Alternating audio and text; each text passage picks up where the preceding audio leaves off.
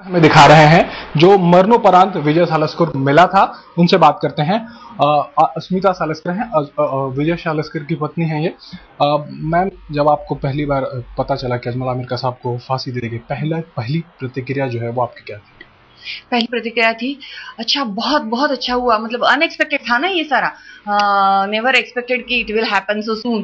तो एकदम ये हुआ, मैंने दरवाजा में, डॉक्टर वाज स्लीपिंग, मैंने उसको उठो उठो जल्दी से, अजमल कसाब को फांसी दी। That was my reaction, I was very happy and then again all phone calls started. Ma'am, क्या लगता है कि पूरी तरीके से न्याय जो है, जस्टिस जो है, वो शहीदों का परिवार इंक्लूडिंग आपको भी उसमें सम्मिलित किया जाए तो मिला है अभी? नहीं, ये पूरा जस्टिस तो नहीं कह सकते हैं, लेकिन इसकी शुरुआत है। और पूरा जस्टिस तो तभी मिलेगा जब पाकिस्तान में बैठे हुए इसके मास्टरमाइंड्स हैं उनको भी सजा होगी, क्योंकि ये सिर्फ कसाब को 166 लोगों की मौत के लिए जिम्मेदार सिर्फ एक कसाब नहीं था, उसके पीछे का जो माइंड है, इट्स वेरी इंपॉर्टेंट, वरना ऐसे और हादसे वो यहाँ कर सकते हैं। वक्त लग गया आपको, ऐसा लगता है? काफी वक्त लग गया, 4 साल हुए इस इंसिडेंट जो हुआ था उसमें। हाँ, थोड़ा वक्त जरूर ज्यादा हो गया, इससे पहले हो जाना चाहिए था, लेकिन फिर भी मैं राष्ट्रपति प्रणब मुखर्जी और होम मिनिस्टर सुशील कुमार सिंधे जी को धन्यवाद दूंगी कि उन्होंने पदभार स्वीकारते ही तुरंत ये कार्रवाई की। इन 4 सालों की बात करें, जब हमला हुआ था और सालस्कर साहब जो थे वो शहीद हो गए थे, इन 4 सालों में जिंदगी कितनी बदली है और कितना इंतजार था आपको इस वक्त के लिए जब कसाब को फांसी दी जाए? नहीं, हम लोग एवरी डे, मैं और मेरी बेटी बहुत बार इस बारे में सोचते थे, बोलते थे, और 4 साल में कई बार हमने ये डिस्कशन किया कि क्या हम क्या कर सकते हैं इसके लिए। पर कोर्ट में चल रहा था, वेट करेंगे, जब सुप्रीम कोर्ट का डिसीजन आ गया तभी लगा कि अगर ये एग्जीक्यूट ही नहीं करेंगे सुप्रीम कोर्ट का डिसीजन, तो then we will have to fight for it Divya. ऐसा मैं अपने डॉटर को कह रही थी, और मेरी daughter she is really very supportive to me. तो हाँ मम्मा, जो भी आप करना चाहेंगी मैं हमेशा आपके साथ में रहूंगी इस बारे में। ऐसा लगता है कि पहले अफजल गुरु की फांसी अभी तक बाकी है, कुछ भी नहीं होगा, तो इसके लिए ये हमेशा मन में विचार रहता कि क्या करना चाहिए जिससे जस्टिस मिले। अगर इसे भी फांसी नहीं, पाकिस्तान में बैठे हुए मास्टरमाइंड्स को कुछ सजा नहीं, तो फिर किस जस्टिस ही नहीं है ना, इस तरह से हो जाएगा। But then it has started and really satisfied with this. लंबी लाइन थी, मतलब फहरिस्त लंबी थी लोगों की, इसके लिए आप लोगों को कभी मन में वो शंका उसकी वजह से थी कि लाइन बहुत बड़ी लंबी है, और संसद पे हल्ला करने वाले अफजल गुरु को भी अभी तक फांसी की सजा नहीं दी गई, क्योंकि ऐसे कोई कारण नहीं नजर आते कि क्यों फांसी की सजा नहीं दी जाए इन जैसे लोगों के लिए।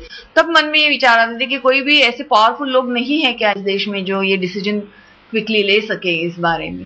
तो वो मन में जो शंका थी वो आज दूर भी थोड़ी हो गई और जस्टिस भी मिल गया है। शहीद विजय सालस्कर की बेटी भी इस वक्त हमारे साथ हैं। अशोक चक्र जो विजय सालस्कर को उनके मरणोपरांत दिया गया था, वो बड़े गर्व से दिखा रही हैं। अशोक चक्र है। दिव्या, आपको जब खबर मिली कसाब को फांसी दे दी गई, इस दिन का आपको इंतजार था? हाँ, मुझे इस दिन का 26 नवंबर 2008 से इंतजार था कि कब इसे फांसी दी जाएगी। मैं आपको बताती हूँ, जब मेरे माँ ने मेरा रूम का दरवाजा खटखटाया, मैं सो रही थी, मुझे पता नहीं था, करीब 7:45 बजे। तब मुझे, जब उसने दरवाजा खटखटाया, मुझे लगा कि शायद वापस कहीं पे टेररिस्ट अटैक हो गया। मुझे ये ध्यान में ही नहीं आया कि, और वो बोल रही कि कसाब को फांसी हुई है, मुझे लगा कि फिर से कुछ हो गया है, फिर से, क्योंकि हमने इन 4 सालों में कहीं पर हमारी उम्मीद जैसे मर सी गई थी। इतनी लंबी लिस्ट थी लोगों की जिनको फांसी देनी बाकी थी कि ऐसा लग रहा था अभी पता नहीं कब ये कसाब को फांसी होगी, ये शायद और जिंदा, और मतलब और कितने साल ये जिंदा रहेगा। लेकिन मैं राष्ट्रपति जी की बहुत आभारी हूँ, हम सारे शहीद परिवार उनके बहुत आभारी है कि उन्होंने कसाब को जल्द से जल्द फांसी दे दी। हाँ, मैं ये नहीं कह सकती कि हमें आतंकवाद को एक मतलब खत्म कर दिया है, या हमने शुरुआत की है। हाँ, हमने कहीं पर उन्हें एक जवाब दिया है, लेकिन अभी आतंकवाद की लड़ाई बहुत लंबी है। और कसाब तो एक वो मौरा था जिसे यहाँ पर भेजा गया था। वो जो मास्टरमाइंड्स पाकिस्तान में बैठे हैं, जो ये सब प्लान करते हैं, अगर उन्हें कुछ नहीं हुआ, उनके खिलाफ कार्रवाई नहीं की गई, तो वो वापस ये इस तरह के आतंकवादी हमले इंडिया में हो या कहीं पे भी दुनिया में, वे करते रहेंगे। आपके पिता जो थे आपके बहादुर पुलिस ऑफिसर माने जाते थे। उनके जाने के बाद हम आपसे जानना चाहेंगे कि जब वो थे तब आपकी जिंदगी में उनका कितना महत्व था, और जब वो चले गए कितना मिस करते हैं उनको? मेरे पिताजी का मेरे लाइफ में बहुत बहुत ज्यादा महत्व था। वो कहते हैं ना, friend, philosopher, guide, support system सब थे। वो जैसे मेरे लिए एक one man army, one dependable person.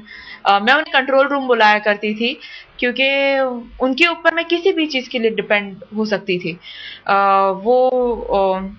वो मेरा धाड़स थे, वो मेरी शक्ति थे। और अगर मुझ में कुछ लड़ने की कहीं से भी ताकत है तो वो उन्हीं से है।